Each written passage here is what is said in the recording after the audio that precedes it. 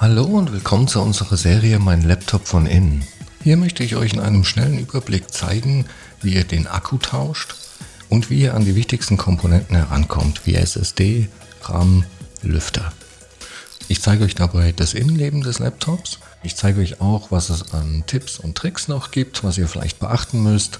Und dass es im Grunde genommen nicht so schwer ist, einen Laptop aufzuschrauben und an die einzelnen Komponenten heranzukommen. Legen wir los!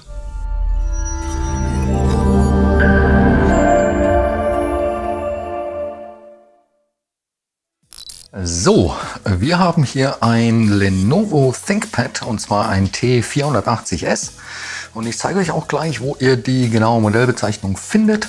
Aber zuallererst stellen wir sicher, dass das Laptop nicht mehr mit dem Ladekabel verbunden ist. Die genaue Modellbezeichnung findet man hier im Übrigen auf dem Rahmen.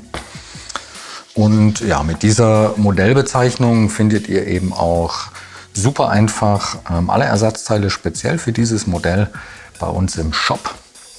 Was man generell noch zu dem Gerät sagen kann, ist, dass ein Displaytausch hier relativ einfach ist. Das wird nämlich nur, beziehungsweise man muss nur den Frontrahmen lösen und kommt so an das Display ran. Bei der Tastatur ist es so, auch die kann man einzeln tauschen und auch relativ problemlos.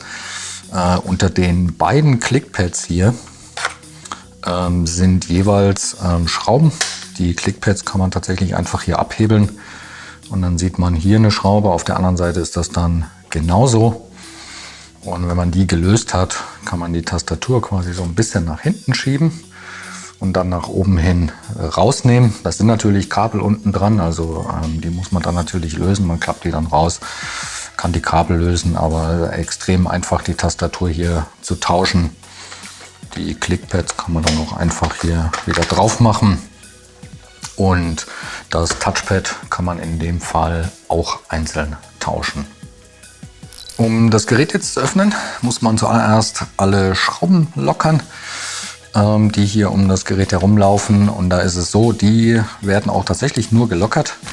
Ich weiß nicht, ob man das hier sehen kann, also die bleiben im Gehäuse und da ist es so, also auch hier, das sind ganz normale Kreuzschrauben und ich benutze hier für alle Arbeiten ein super praktisches Universalwerkzeugset. Da ist alles dabei, was man so gebrauchen kann, ob das Öffner sind, Pinzetten, ein komplettes Schraubendreher-Set.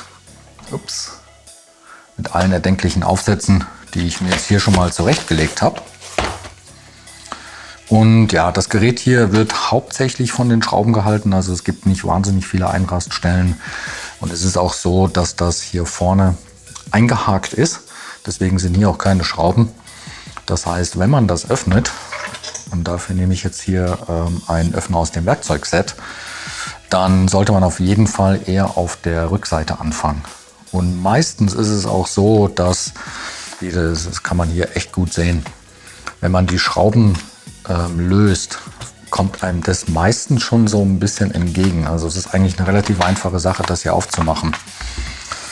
Sollte es doch ein bisschen fester sitzen, dann nimmt man eben einfach einen der Öffner, probiert hier oder schafft sich hier eine Lücke und hebelt das dann nach oben und arbeitet sich dann eben so an der Oberseite entlang.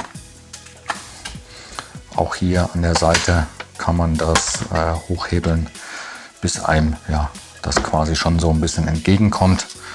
Und dann kann man das ein bisschen rütteln und wackeln. Hier einfach abnehmen. Und ja, so sieht dann das Gerät von innen aus. Bevor wir jetzt hier aber irgendetwas weiteres machen, trennen wir auf jeden Fall den Akku vom Mainboard, dass wir hier auch wirklich keinen Strom mehr drauf haben. Und da ist es so, der Akku ist direkt hier auf das Mainboard aufgesteckt. Das heißt, wir nehmen den auch gleich komplett raus. Und genau wie für die Schrauben am äußeren Gerät nehme ich jetzt auch für alle Arbeiten innen drin ein PH0 als Aufsatz. Und dann müssen wir die Schrauben, die hier herumlaufen, rausnehmen. Wenn die Schrauben alle raus sind, kann man den Akku nach oben hin aus dem Gerät nehmen und so eben auch die Verbindung hier trennen. Und ja, ist so einfach auf der sicheren Seite und kann natürlich auch den Akku tauschen. So, was können wir hier noch sehen? Wir sehen hier die CMOS-Batterie, die ist hier einfach aufgeklebt. Das Kabel läuft dann hier zum Mainboard. Wir sehen hier die SSD. Dann sehen wir hier den Lüfter und den Heatsink. Hier unter der kleinen Hülle ist der RAM. Und hier wäre noch Platz für ein LTE-Modul, beziehungsweise vielleicht ist hier auch eins verbaut. Und dann noch das WLAN-Modul mit den beiden Antennen. Um jetzt den RAM zu tauschen, muss man eigentlich nichts weiter machen, als die beiden silbernen Klammern hier ein bisschen zur Seite ziehen. Dann kommt der einem quasi schon entgegen. Und dann kann man den aus dem Slot ziehen und so eben tauschen. Und genau so kommt er auch wieder rein. Der geht nur in eine Richtung und wird nach unten gedrückt, bis die beiden Klammern wieder einrasten. Ähnlich einfach ist auch die SSD. Die wird nämlich nur von einer Schraube hier hinten gehalten. Das heißt, sobald man die raus hat, gleiches Prinzip, kann man die einfach nach hinten aus dem Slot ziehen. Der Kühlstreifen hier unten, der kann gegebenenfalls ein bisschen kleben. Also nicht wundern, wenn man die vielleicht so minimal ein bisschen nach oben lupfen muss. Aber wie gesagt, nicht zu stark. Und ja, der Einbau genauso. Auch das geht nur in eine Richtung, in den Slot zurück. Ein bisschen nach unten drücken. Man merkt das, wie das hier greift. Und dann kann man die einfach wieder verschrauben. Unter dem Akku ist hier übrigens eben auch das Touchpad bzw. die Halterung davon. Und da ist es so, da sind hier mal zwei Schrauben und hier zwei Schrauben, die müssen raus. Und das Kabel zum Mainboard muss man da natürlich auch trennen. Hier ist es so, das Kabel bitte nicht einfach nach hinten rausziehen. Das ist mit einem Kippschalter verbunden. Und das heißt, den klappt man erst nach oben hin auf, genau so. Und dann kann man das Kabel hier rausziehen. Ja, und dann kann man das Touchpad im Grunde genommen auf der anderen Seite entgegennehmen. Und beim Wiederverbinden hier einfach nur schauen, da gibt es ja hier diese kleine Linie, da kann man ganz gut sehen, dass das Kabel dann auch wieder richtig im Stecker sitzt. Also die zeigt nach oben. Das ist echt schwer jetzt hier zu zeigen.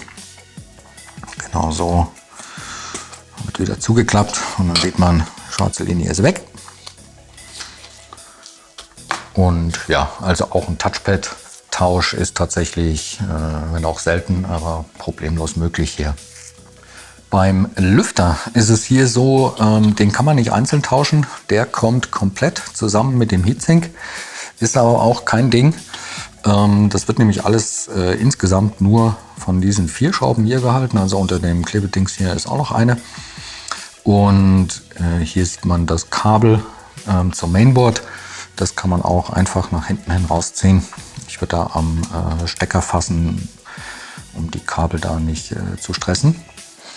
Und genau, also die 4 Schrauben raus und dann kann man den Lüfter samt Heatsink nach oben hin aus dem Gerät nehmen. Da muss man schauen, ob man neue Kühlpaste braucht oder die noch geht.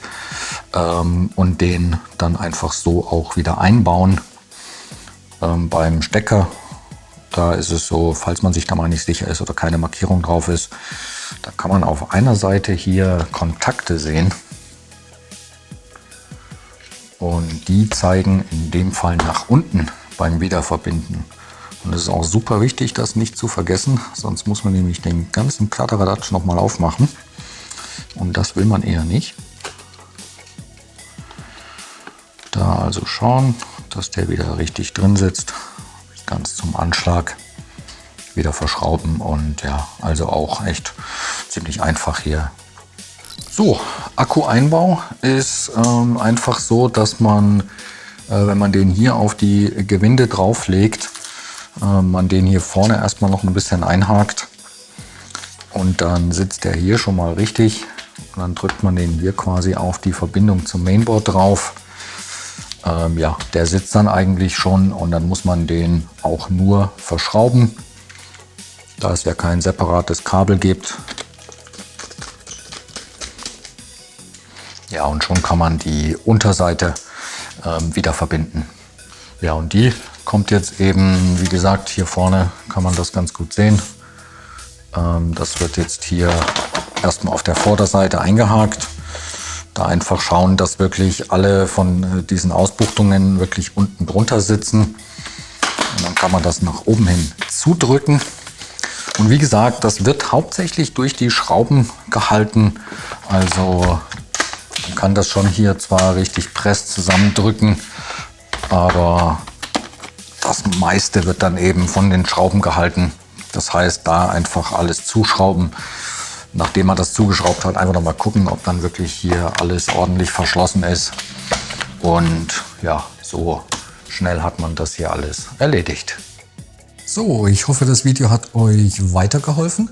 Wenn ihr noch Fragen oder auch Anregungen habt, lasst uns gerne einen Kommentar da. Und dann wünsche ich euch viel Spaß beim Schrauben. Bis zum nächsten Mal. Ciao.